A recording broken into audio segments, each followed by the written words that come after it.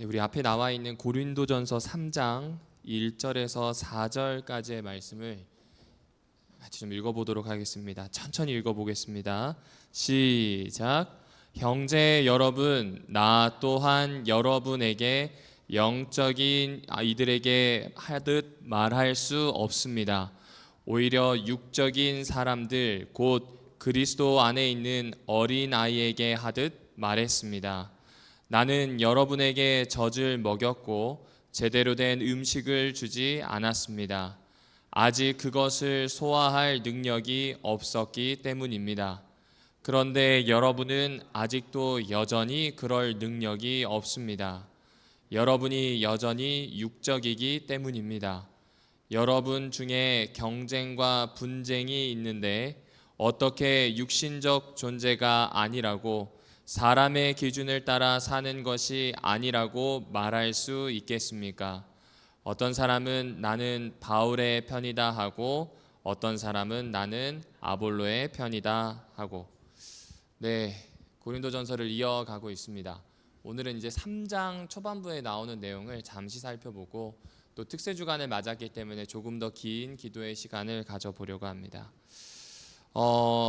사도 바울은 근본적인 원인, 고린도 교회의 근본적인 원인에 대해서 설명을 했습니다.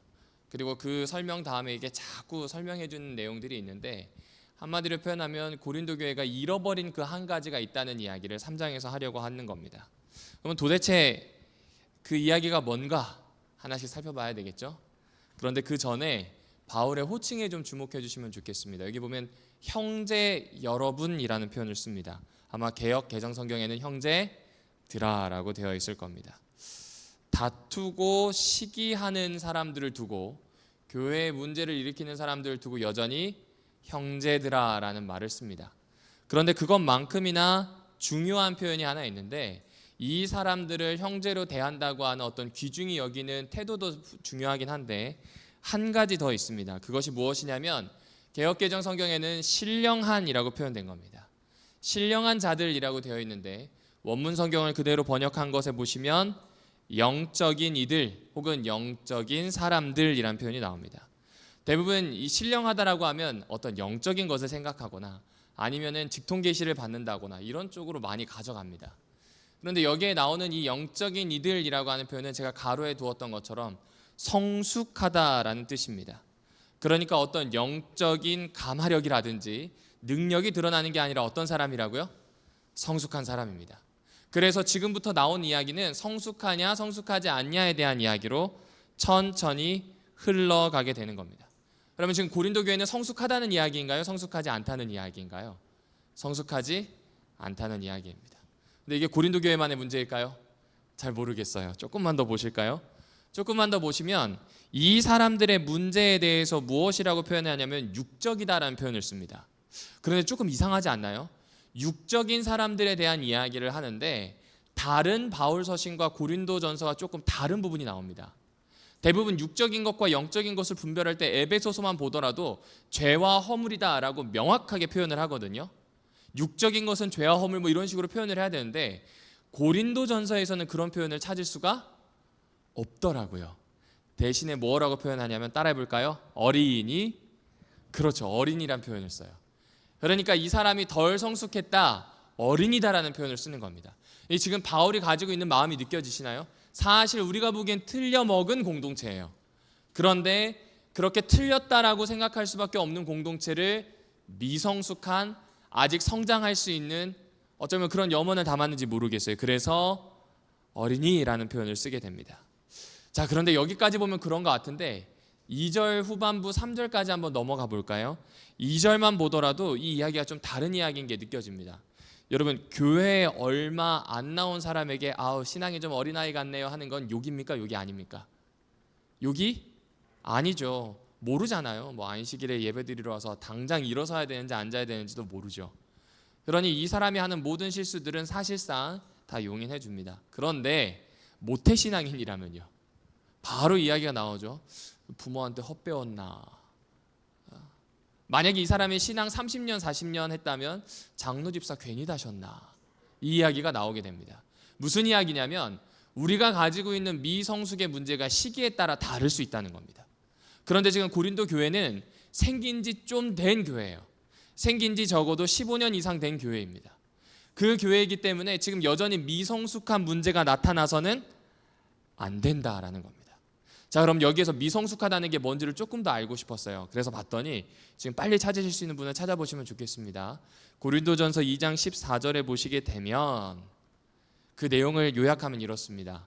미성숙한 사람은 육적인 사람, 죄인 이게 아니라 무엇이라고 표현하냐면 자연인 상태 그대로인 사람이라고 해석할 수 있는 것 같아요.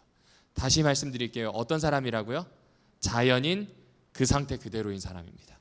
그러니까 이 이야기는 성령의 가르침을 받지도 못하여서 십자가의 복음이 뭔지도 모르는 사람, 곧 하나님을 모르는 세상의 존재 방식으로 사는 사람이라고 보시면 됩니다. 이게 좀 아이러니하지 않나요? 신앙 30년, 40년 혹은 15년 했는데 십자가도 모르고 여기에 나오는 것처럼 성령의 가르침이 뭔지도 몰라서 자연인 그대로 있습니다. 그래서 자연인 그대로 있어서 하나님을 모르는 세상 사람들이 살아가는 방식, 존재하는 방식으로 그대로 있다는 겁니다. 지금 이것이 문제다라고 이야기를 해주고 있는 겁니다. 여러분, 이 이야기를 듣게 되니까 어떠신가요? 저는 이 이야기를 읽자마자 제일 먼저 저의 모습을 좀 돌아보게 됐습니다. 존재는 하는데 뭐지라는 생각을 하게 됐어요. 일단은 한번 생활로 한번 볼까요? 저는 어렸을 때 고기가 뭔지를 몰랐습니다. 저희 어머님이 또 저희 아버님이 이 시골에서 생활을 하셨기 때문에 아주 굳은 결심을 가지고 서울에서 내려가신 분들이에요. 농사 지으면서 하나의 촌락을 이뤄 살겠다라고 해서 다른 사람들이 다 떠나도 끝까지 시골 생활을 하셨던 분들 중에 하나입니다. 그래서 한번 말씀드린 적이 있지만 제가 피자를 제일 처음 먹은 나이가 고등학교 1학년입니다. 그 전에 치즈 맛이 뭔지 이런 것도 잘 몰랐어요. 그런데 지금 보게 되면 웬만한 음식들을 섭취하는 것에 큰 거리낌이 없습니다. 그리고 지금 만약 그런 이야기를 한다면 글쎄요, 받아들여질까요? 라는 생각을 좀 하면 좀 가슴이 아프기도 합니다. 그러니까 지금 무조건 보수적인 게 옳다는 게 아닙니다. 내가 그리스도인이 되어서 발전되어 갔는지 아니면은 그렇지 못하다면 왜 그렇지 못한지를 알고 정리해 왔는지를 살펴보게 되었을 때 생각보다 흘러왔던 시간이 더 많다는 걸 깨닫게 되었기 때문에 그렇습니다. 여러분들은 어떠신가요? 그리스도인이 되고 3, 40년 혹은 10년 아니면 이제 막 신앙을 시작하실 수도 있습니다. 그런데 그러한 과정 안에서 하나님과의 관계를 어떻게 만들어 가시는지를 한번 자문해 보실 수 있는 기도의 시간이 오늘이 아닐까라는 생각을 해봅니다. 여전히 미성숙하다면 여전히 십자가의 의미에 대해서 모른다는 것은 사실상 자랑이 아닐 겁니다. 그런데 만약에 안다고 한다면 아는 대로 살아내는 것도 필요할 뿐만 아니라 오늘 나에게 오는 문제들, 십자가의 방식대로 살지 못하게 만드는 것들, 혹은 과거에는 이것이 십자가의 방식이라고 생각했는데 오늘날은 아닌 것으로 밝혀진 것들이 있거든요.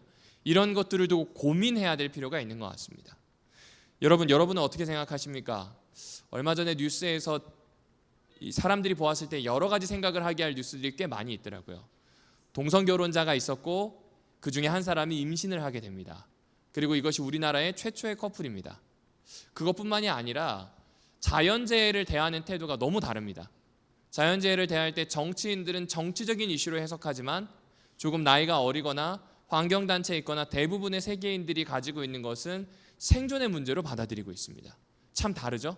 각각의 다른 이 이야기들 안에서 생태라든지 성이라든지 아니면 우리가 가지고 있는 종교라든지 과학이라든지 여러 가지 문제들 앞에서 과연 어떤 방식으로 질문을 해보고 있고 과연 어떤 방식으로 십자가의 복음을 이해하고자 노력하고 있는지를 돌아보게 되었습니다.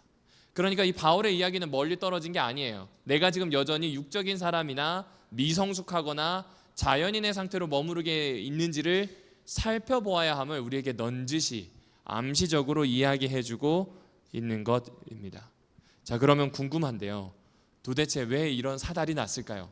원인이 무엇일까요? 제가 절수를 점으로 표현했는데 3절은 세 번째 겁니다. 한번 읽어보실게요. 같이 읽어보겠습니다. 시작. 여러분 중에 경쟁과 분쟁이 있는데 어떻게 육신적 존재가 아니라고 사람의 기준을 따라 사는 것이 아니라고 말할 수 있겠습니까? 여기에 핵심이 딱 나오죠. 경쟁과 분쟁이라는 표현입니다. 경쟁과 분쟁입니다. 여러분 이걸 조금 더 배경을 설명해 드리겠습니다. 지금은요 쉽게 이야기해야 강연자들 중에서는 탑이 됩니다. 수능을 가르치는 강사들 중에서도 중고등학교 과정을 설명하는 그 강사들 중에서도 쉽게 설명을 해야 됩니다. 그런데 2000년 전 고린도에서는요 어려운 개념을 어렵지만 논리적으로 잘 설명하는 수사학자, 철학자, 돌아다니면서 가르치는 순회 교사들이 인기가 있었고 인정받았고 힘을 얻을 수 있었습니다. 아마 사람들은 그렇게 생각했던 것 같아요. 만약에 제대로 된 복음이라면 조금은 어려워야 한다는 거예요. 만약에 제대로 된 복음이라면 아주 많은 사변의 결과물로 마치 생각의 엑기스처럼 나와야 된다고 생각했는지도 모르겠습니다. 그런데 바울은 자신이 가지고 있는 그 철학적이고 학문적인 능력을 이곳에서는 하나도 사용하지 않습니다. 마치 어린 아이에게 설명하듯 설명합니다. 누구나 알고 있는 이야기로 이야기한다는 거죠. 그 이야기는 아마 1, 2절을 통해서 바로 알 수 있습니다. 여러분이 아직은 성숙하지 못하여서 어린아이에게 말하듯 제가 말해서 여러분에게 알려주었던 거 기억하시죠? 라는 표현을 통해 확인할 수 있습니다. 자, 그런데 2절을 조금만 더 보시면 무엇이라고 표현하냐면 제대로 된 음식이라는 표현이 나옵니다. 제대로 된 음식이 어떤 음식일까요? 어른들이 먹는 음식이겠죠? 헬라어로는 이것이 고기라는 뜻을 가지고 있습니다. 그러니까 그 당시 사람들은 고기는 어른들이 제대로 소화시킬 수 있는 음식이라고 생각했던 거예요. 그러니 제대로 되게 씹고 삼키고 소화시킬 수 있는 복음의 진수는 가르치지 못했지만 어쨌든 젖줄처럼 어린아이를 자라게 할 수 있는 복음의 메시지는 이야기했다는 겁니다. 다시 이야기하지만 지금 시간이 흘렀음에도 불구하고 사람들은 여전히 고기, 곧 어른의 음식을 먹는 것, 제대로 된 음식을 먹는 게 아니라 젖을 먹는 것 때문에 문제가 있다라는 이야기를 하고 있는 것이죠. 그러면 이것은 사실상 이런 이야기를 하는 거죠. 여러분 바울이요 우회적으로 복음을 소개한 적이 있나요? 그러니까 사람들이 최대한 복음을 딱 받아들였을 때 내가 희생해야 되는 게 눈에 보이잖아요. 그것을 가리면서 우회적으로 나중에 어느 정도 발을 들였을 때 아씨 어쩔 수 없으니까 가야지 이런 방식으로 했습니까? 아니면 복음을 정확히 알려주고 내가 무엇을 희생해야 되고 내가 무엇을 헌신해야 되는지를 알려주고 시작을 했습니까? 알려주고 시작했죠. 이게 어린아이처럼 알려준 거예요. 무엇을 해야 될지를 명확히 알려주고 그 결과가 무엇인지도 알려주고 들어갈 수 있도록 하였습니다. 자, 그런데 문제는 그 과정에서 바울이 이야기한 궤도를 벗어나 경쟁과 분쟁이 생겼다는 겁니다. 근본적인 문제인 이 경쟁과 분쟁이 생긴 이유는 무엇인가? 다른 게 아니에요. 복음을 자기들 방식대로 이해하기 시작했다는 겁니다. 그럼 왜 그렇게 될 수밖에 없었을까요? 아마 이 이야기 때문이 아닐까요? 나중에 고린도전서 10장쯤 가게 되면 이 이야기가 다 이해되실 겁니다. 바울은요 반복하라는 이야기를 자꾸 합니다. 복음의 진수를 반복해서 살아내고 훈련하라는 이야기를 해요. 그것이 경험되면 숙련된 감각으로 나타나게 됩니다. 우리가 다음 화요일에 살펴보겠지만 이 숙련된 감각은 장인과 같은 감각입니다. 장인들은 설계도가 필요하지 않잖아요. 자기가 만들고자 하는 걸 제대로 만들어낼 수 있는 능력이 있거든요. 그런데 여러분 장인까지 가는 게 쉬운 일인가요? 어려운 일인가요? 어려워요. 그런데 중요한 건 바울은 이 어려운 거에 대해서 제시를 했다는 겁니다. 그러니 제시를 했으니 십자가의 복음 그대로 살면 되는데 이대로 사는 것이 얼만큼 어려운지를 지금 방증해서 이야기해주고 있는 거예요. 그러니까 만약 내가 신앙을 하면서 어려움을 느끼고 있다면 이건 정상적인 건가요? 비정상적인 건가요? 정상적인 거라는 이야기예요. 그런데 정상적인 이 과정을 찬찬히 밟아서 앞으로 나가야 되는데 고린도 교인들은 경쟁과 분쟁으로 앞에서 이야기하는 십자가와 그 십자가를 설명하시는 예수 그리스도가 아니라 그 앞에서 예수님을 설명하고자 섰던 바울을, 우리 교회의 원조라고 할 수 있는 바울을, 혹은 방금 배경 설명드렸던 것처럼 어려운 철학적인 내용으로 설명할 수 있는 아볼로를, 그리고 전혀 고린도 교회에 다녀간 기록이 없는 게바라고 불리는 베드로를 그들의 지도자로 세웁니다. 그리고 이것도 저것도 아니다라고 해서 그리스도라고 하는 한 존재만을 스승으로 따르겠다고 자기들 나름대로 추종해버립니다. 바울은 자신들이 가야 될 길을 돌아서서 반복하고 훈련하고 경험에서 숙련된 감각으로 나아가야 되는 이 신앙의 정수를 돌아서서 눈앞에 보이는 한 사람을 따르고 눈앞에 보이는 그 한 사람을 따르는가 따르지 않는가로 경쟁하고 분쟁하는 것이 가장 큰 문제라고 이야기해주고 있습니다. 그래서 이걸 한마디로 요약하면요, 빨간색 글씨입니다. 잠깐만 같이 읽어보실까요? 시작. 사람의 기준을 따라. 그렇죠. 원문 그대로 이야기하면 무슨 기준으로요? 사람의 기준을 따라 사는 것입니다. 조금 더 와닿게 표현하겠습니다. 여러분, 고린도 교회에는 영적인 은사가 풍부하지 않았습니까? 12장만 보더라도 영적인 은사에 대한 내용입니다. 그러니까 영적인 은사가 풍부하다는 것만으로 판단한다면 고린도 교회 사람들은 이보다 더 영적일 수 없는 사람들입니다. 그런데 영적인 은사를 풍성하게 받았다는 사실과 그들이 실제로 이것을 숙련하는 것은 차이가 큽니다. 그 이야기를 해주고 있는 겁니다. 만약 이 영적인 은사를 받았고 제대로 경험했다면 제일 먼저 나오는 게 무엇일까요? 감사 아닐까요? 하나님의 은혜와 하나님의 능력으로 말도 안 되는 은사를 내가 얻은 겁니다. 선물로 받은 겁니다. 값을 매길 수 없는 것을 내가 얻었어요. 그렇다면 제일 먼저 나와야 하는 건 감사일 겁니다. 그리고 은혜로 이 모든 것을 주셨다라고 하면 하나님의 의도와 하나님의 생각대로 움직이게 되겠죠. 마치 달란트 비유에 등장하는 두 종처럼 말입니다. 이전에 장사를 할 줄 알았는지 못했는지는 모릅니다. 이전에 그런 역량이 있는지는 몰라요. 근데 적어도 주인으로부터 막대한 달란트를 받게 되었을 때, 은사처럼 주인의 소유를 받게 되었을 때 그것을 사용합니다. 즉시 사용하여서 주인의 뜻에 부응합니다. 능력이 있어서나 숙련되어서가 아니라 해가면서 하나씩 익혀내게 된다는 이야기입니다. 그렇습니다. 하나님의 생각을 알고 그에 맞춰서 행동하는 사람이라면 자기 기준에 따라 원하는 사람을 자랑하는 일 할까요? 하지 않을 것 같아요. 위대한 누군가의 이름을 남기기를 원한다면, 그러니까 우리가 처음 고린도에서 봤었던 것처럼 누군가 체육관을 세우고 누군가 목욕탕을 세우고 누군가 콜로세움을 세우고 거기에다가 내가 그렇게 했노라고 이름을 붙이는 명예에 대한 욕심들이 있음에 대해서 이야기했거든요.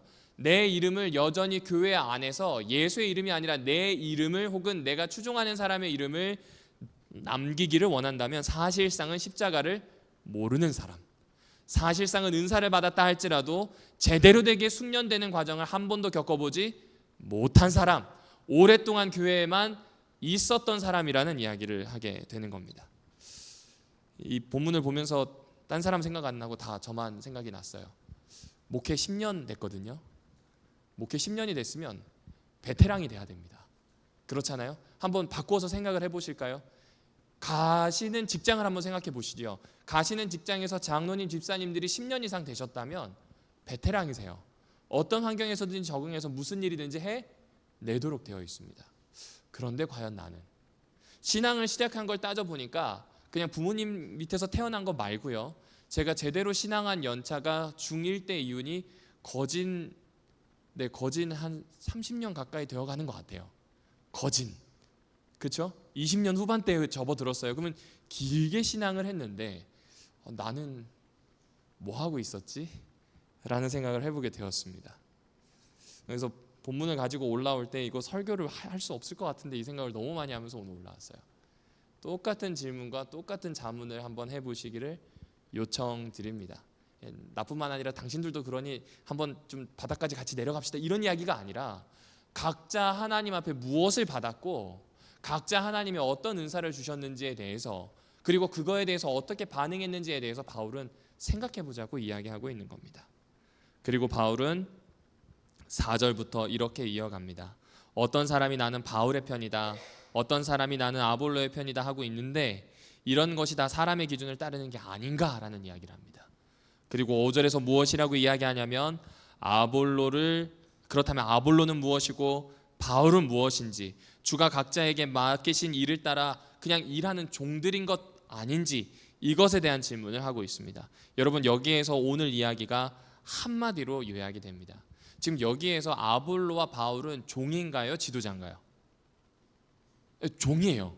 아주 단순하죠. 그럼 종이라고 한다면 사실상 함께 예배드리고 있는 고린도 교회 성도들과 별반 다를 게 있을까요? 없을까요? 하나도 없어요. 조금 더 은사를 발현했을 뿐이지 별반 다를 게 하나도 없다는 이야기입니다. 그리고 아래 보시면 아시겠지만 하나님만 중요하다는 표현이 8절에 나옵니다. 은사를 주시고 키우시고 그리고 교회를 있게 하시는 그 하나님이 중요하지 다른 사람들은 중요하다고요? 중요하지 않다고요?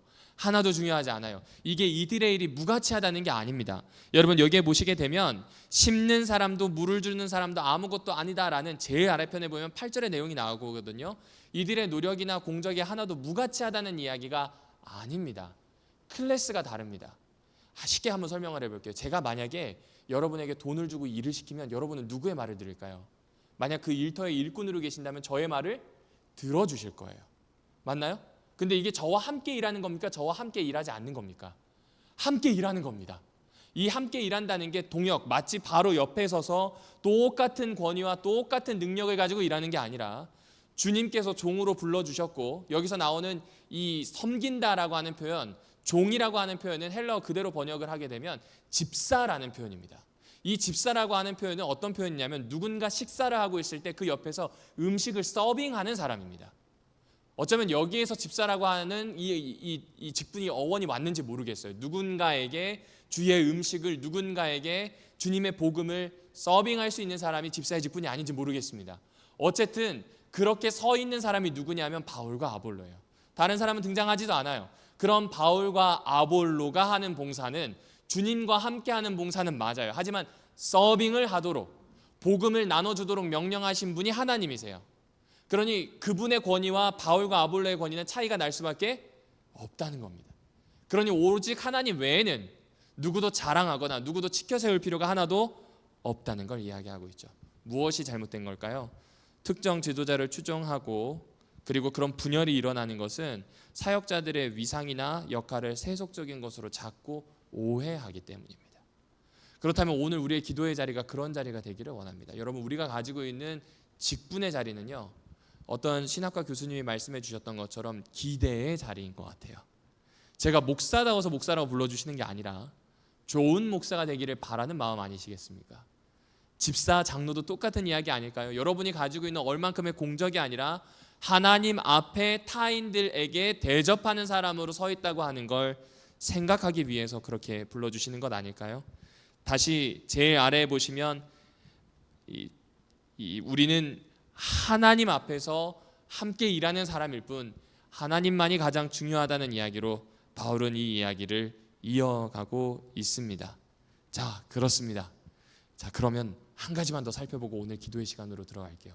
그럼에도 불구하고 이 문제는 고린도 교회가 아니라 2000년이 지난 오늘 여전히 우리에게도 나타나고 심지어 역사 안에서 끊임없이 반복되었습니다. 왜 그럴까요? 책을 읽다가 끄적끄적 하면서 메모했던 내용인데 이런 내용이 있었어요.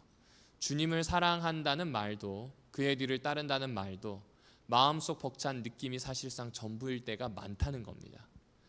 몸으로 계시지 않으니 아무것도 직접 해드릴 수가 있어요? 없어요? 없어요. 반가운 장로님 오시면 뭐 이렇게 방석이라도 깔아드리고 물 한 잔 내고 대접이라도 할 텐데 예수님은 그럴 수가 없죠. 그래서 주를 향한 우리 마음은 눈에 보이는 사람에게 갈 수밖에 없다는 겁니다. 누군가 주님의 일을 하고 있고 그가 괜찮아 보인다면 우리의 마음이 거기로 갈 수밖에 없다는 겁니다. 그런데 사람이라고 하는 게 이 마음이라고 하는 게 자기가 잘 제어가 되지 않잖아요. 조금만 지나면 특정 인물을 향한 절대적인 충성이 다른 지도자들을 향한 비판이나 경멸로 쉽게 이어집니다. 바울은 지금 이 부분을 지적하고 있는 거예요. 지도자를 향한 신자들의 빗나간 사고에 대해서 이야기를 해주고 있습니다. 자, 그러면 교회가 바로 서기 위해선 교회가 교회다워지기 위해선 고린도 교회가 문제에서 일어나기 위해서는 어떤 일이 있어야 할까요? 여기 8절과 9절 오늘 마지막 말씀입니다. 같이 읽어볼까요? 시작. 심는 사람이나 물 주는 사람 모두 매 한 가지입니다. 물론 각자 수고한 대로 자신의 품삯을 받을 것입니다. 우리는 하나님과 함께 일하는 사람입니다. 여러분은 하나님의 밭이며 감사합니다. 했던 이야기 또 하죠. 바울이 했던 이야기 또 하는 이유가 있어요. 뻔한 이야기를 반복할 때는요. 실제 상황에서 뿌리 깊은 오해, 편견을 풀어가야 할 때 반복하게 됩니다. 정말 반복하게 됩니다. 부모님들이 자녀들에게 잔소리를 반복하는 이유가 무엇일까요? 사춘기에 엇나가고 있는 아들에게, 혹은 20대에 들어서 처음으로 집을 떠나 살면서 부모님의 세상과 나의 세상이 다르다는 걸 알고 부딪히는 아들에게 반복해서 하는 이야기는 사실상 잔소리이긴 하지만 얼만큼 사랑하는지를, 얼만큼 내가 너와의 관계에서 항구적으로 너 아들 하나만 보는지를 이야기해 주는 것 아닌가요? 똑같은 이야기입니다. 바울에게 있어서 아들과 같고 바울에게 있어서 너무나 아끼는 가족과 같은 존재가 고린도 교회인데, 많은 경쟁과 분쟁 안에서 세속적인 방향으로 흘러가니 이거 어떻게 표현이 안 되는 거예요. 그래서 예수 그리스도의 마음을 전해보고자 하고 자신 역시 예수 그리스도를 빗대어서 어떻게 사랑하고 있는지를 이야기하려고 하는 겁니다. 그래서 끊임없이 이야기합니다. 나는 하나님과 함께 일하는 사람이다. 그분에게 품삯을 받는 당신네들과 다를 게 하나도 없는 사람이다. 하나님 한 분만 계시다. 그러니 거기에서부터 우리 시작하자. 그러면서 하는 이야기, 그것이 우리의 기초다란 이야기를 합니다. 교회는 하나님의 밭인데 하나님의 복음이 뿌려지는 밭이고요. 교회는 하나님의 집인데 우리가 다음 주에 살펴보겠지만 십자가의 복음의 기초 위에 서는 것이 교회다라는 이야기를 합니다. 그러면서 9절에서는 이런 표현을 하죠. 여러분이라는 표현이 나옵니다. 그리고 갑자기 10절에서는 나는이라는 표현이 나오고요. 이제부터는 이 당신들 혹은 너희들 혹은 형제들이라는 복수 표현을 쓰지 않고 각자라는 표현으로 바뀌게 됩니다. 왜 이렇게 바뀌게 되었을까요? 바울은요, 이때부터 아볼로에 대한 이야기도 별로 안 하고요, 다른 지도자들에 대한 이야기도 별로 안 합니다. 자기와 그리고 함께하는 고린도 교회에 대해서만 이야기합니다. 사실상 다른 지도자들의 분쟁이 있다면 그 지도자들의 이름을 하나하나씩 읊을 수도 있는데 그런 행동을 취하지 않습니다. 대신에 여러분이라 그래요. 그러면 지금 관심은 그 지도자들을 바꾸는 것 혹은 그 지도자들을 따라가고 있는 사람들의 생각을 바꾸는 것이 아닌 것 같아요. 여러분에게 관심이 있는 거예요. 바울은 누구에게요? 한 사람 한 사람에게요. 내가 하나님 앞에 누구인지처럼 앉아있는 여러분 한 사람 한 사람이 도대체 어떤 존재인지 어떤 사람인지를 이야기하고 싶은 겁니다. 그러니 앞으로 지혜롭게 세워져야 하는 교회, 반석 위에 세워진 집과 같은 그 튼튼한 교회, 앞으로 기경되어서 깔끔하게 만들어져야 하고 열매를 맺어야 하는 그 밭과 같은 교회, 그런 밭과 같은 교회를 만들고 집과 같은 교회를 만드는 일은 지도자나 나 바울이 하는 것이 아니라 한 사람 한 사람 모두가 지어져 가야 하는 것, 지어가야 하는 것을 염두에 두고 하는 이야기입니다.